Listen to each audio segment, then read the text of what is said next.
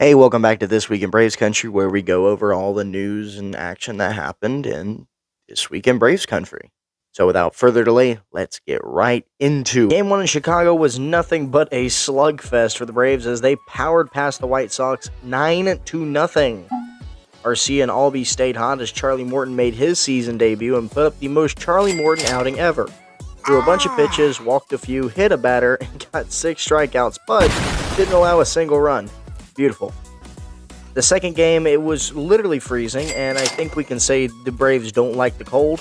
Let's hope that October doesn't take place in a cold atmosphere. This was a slow day for the offense that ultimately ended in a 3-2 Braves loss. There were two main highlights, where one was Marcell Ozuna, who homered twice in this game, accounted for both the Braves' runs. He is having a fantastic start to the 2024 season, as we'll talk about even more later. The other highlight was the first start of Ronaldo Lopez, who went 6 innings of 1-run ball with 5 Ks and 2 walks. Wow. And with what we're about to talk about in a minute, it is a miracle that the Braves stretched out Ronaldo Lopez. There was a third game in this series set, but because it's April in Chicago, it was snowing, and the fact that it took so long for them to cancel the game was very funny. A weird series that thankfully won't be revisited until the summer. Next, it was time to go home for the first time in 2024 as the Braves played Truist versus the reigning defending National League champion Arizona Diamondbacks. This was set to be a very uneven matchup on the pitching end for the first 2 games in the series as the Braves sent out Spencer Strider and Max Fried. Game 1 was off to a rough start immediately as Spencer gave up a leadoff homer to Ketel Marte off a hanging slider, and after that pitch, I knew there was something up with Spencer. He then allowed 2 more runs in the first off of some loud contact, and it looked like one of those Spencer Strider starts where he just wasn't going to have any of his location, so he just throws the fastball. But that wasn't really the case. Spencer was relying on off-speed pitches more than usual rather than his fastball. He just did not look comfortable, and I perhaps prematurely referred to this meme. We continue to follow Spencer throughout this game. In the bottom of the first, the Braves answered back and were able to put a run on the board to cut the deficit. Spencer was able to get through the next 2 innings with a couple of strikeouts and looked like he would be able to weather the storm. And then in the bottom of the third, Olson demolished a ball to right field for his second homer of the year, making it a 1-run ball game. The top of the fourth is when the clock struck 12 for Spencer. He allowed 2 more runs and continued not showing any control, and it was apparent that this was his last inning. By the end of the top of the fourth, it was 5-2 Diamondbacks and Spencer was out of the game. The game would stay at 5-2 for a good while as both pitchers settled into a groove. Aaron Bummer and Joe Jimenez joined Jesse from the bullpen as we arrive at the bottom of the 8th, where things begin to get interesting. Orlando led off with a double as he remained red hot, and then Ronald steps up, and before we get into action, let's talk about Ronnie. I don't think that anyone is worried about Ronald Acuna Jr., but he has started the season slow. He's still without a home run, and in fact has just hit 1 fly ball in this series to this point, and is leading the team in strikeouts. With that out of the way, Ronnie smacked a double to right, scoring Arcia, making the game 5-3. In the 9th, Rysell bridged it to the bottom half where the guys could get their last chance swings. Austin reached safely after a brutal error by rookie shortstop Blaze Alexander, one of many. Olson hit a oppo double, and the Braves were 1 run away from tying this one up. After Ozuna got out, Brian Snitker gave a chance to Jared Kelenic in his first home opener in Atlanta. And he popped out. It was brutal. Well, at least Michael Harris and Arcia are still up to bit. Wait, what? No, no way. He dropped it. Matt Olson scores, and we are tied. And then we get to the bottom of the 10th. As Travis d'Arnaud climbs to the batter's box, and after laying off a pitch that would never have been a strike, he launches the ball to left field over the left fielder's head, and for the second year in a row, the Braves walked off the home opener. Now, while we and the Braves celebrated on the field, we received news that can only be described as a kick directly to the groin.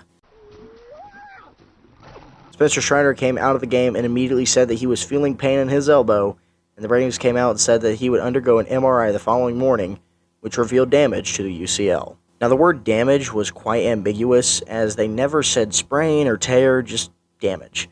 But the way that Brian Snitker talked about the MRI, it did not sound good. The Braves said that he would see a specialist in Texas, and he has already seen said specialist, and we won't have an update until this weekend, and we can only hope for the best.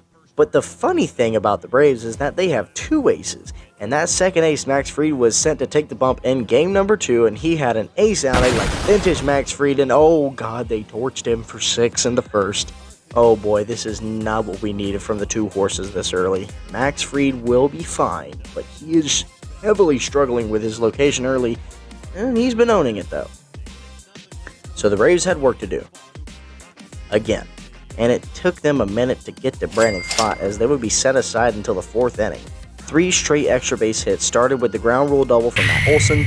The Big Bird stepped up and continued being really good and doubled him home, and a batter later, Michael Harris II sent Marcell home on a triple.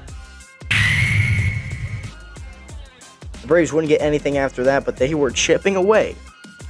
In the top of the 5th, the D-backs did what they did all October, and that was answer back. 2 more runs would come across, making the score 8-2, and Max was done after this inning, and the bullpen stepped in, which means that Arizona didn't score again for the rest of the night. The Braves would punch right back as Acuna singled, then Austin doubled, then Marcell got to the plate and drove a ball deep to left and delivered the first firebomb of the night for the Braves. They were not dead yet. Dylan Lee continued to hold Arizona scoreless in the 7th, where the Bats would come alive once again. 4 straight singles started by Young Thick got the Braves to within 1 run. Marcell and Michael over the past few games have been the beating heart of this lineup, and they would continue that into the next series, but let's not get ahead of ourselves. And my favorite player ever, Jarred Kelenic, kicked it off with a double, flipping the lineup over to Ronald at the top. Ronnie would single, moving Jarred to third, and the Arizona defense would strike again, costing a run and a base advancement. Acuna would find himself at third base, where Austin Riley scorched one through to make it a 9-8 ball game in favor of Atlanta. To the top of the 9th we go, and things got a little scary as the tying run got to second thanks to a... Is that a Jock Peterson sacrifice bunt? Orlando would be able to snag a very hard hit ball from Gabriel Moreno, and Iggy got to point to the skies, indicating that it was over. In Game 3, it was Chris Sale's first time pitching in Atlanta as an MLB pitcher. Yes, I'm serious. He never pitched in Turner, and he never pitched in Truist. Kinda crazy for the vet, but similar to his last appearance, he looked pretty good. A lot of whiffs and was able to keep the D-backs off base in the first inning, which in this series was very important. Sale was popping the first few innings, and the game would remain scoreless until Matt Olson, oh my god, he killed him. I don't think anyone came out unscathed from that one. That one rolled all the way up to the bar in the chop house. After the homer, the Braves would rally a little more and would score on a Chadwick Tromp 2024 sac fly. On to the 4th, where Sale got into a little bit of trouble. Corbin Carroll singled and then came around to score. Lourdes Gurriel also came home after a Christian Walker single, but after that, Sale was clean. So now with the tie game, the Braves sent Michael Harris to play, and my GOAT launched a bomb that would turn out to be the game-winning home run, making it 3-2. Chris Sale would make it into the 6th inning before being replaced by Joe Jimenez, so his final line would look similar to his line in Philly.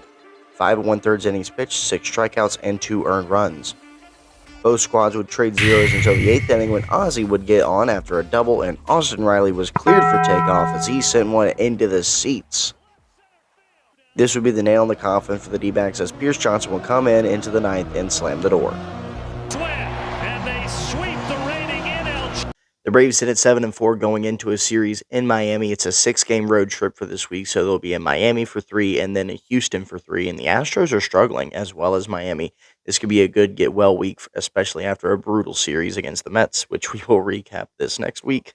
Notes on Spencer Strider are minimal. We haven't had an update, and we're going to get one this weekend, and obviously when this video comes out, it will be almost a weekend. So I will provide an update on the channel whenever we get it. We do have an update on Sean Murphy. I know some people might have forgotten about Sean Murphy, but we have an update on him. He's began running on a treadmill, and you're really just trying not to do anything to hurt that oblique again. The oblique is such a tender and dangerous injury that you never want to rush it, and we'll be fine. We don't need Sean Murphy right now. If you want to follow me on socials, I'm on all 3 right here, or right here, wherever I decide to put them. I'm active on all of them, most active probably on Instagram. I'm getting more active on Twitter or X, whatever you want to call it. and TikTok is the home base. Once again, thank you so much for tuning in on This Week in Braves Country. Get ready for next week in Braves Country, where we'll cover the Mets series and the upcoming Miami series.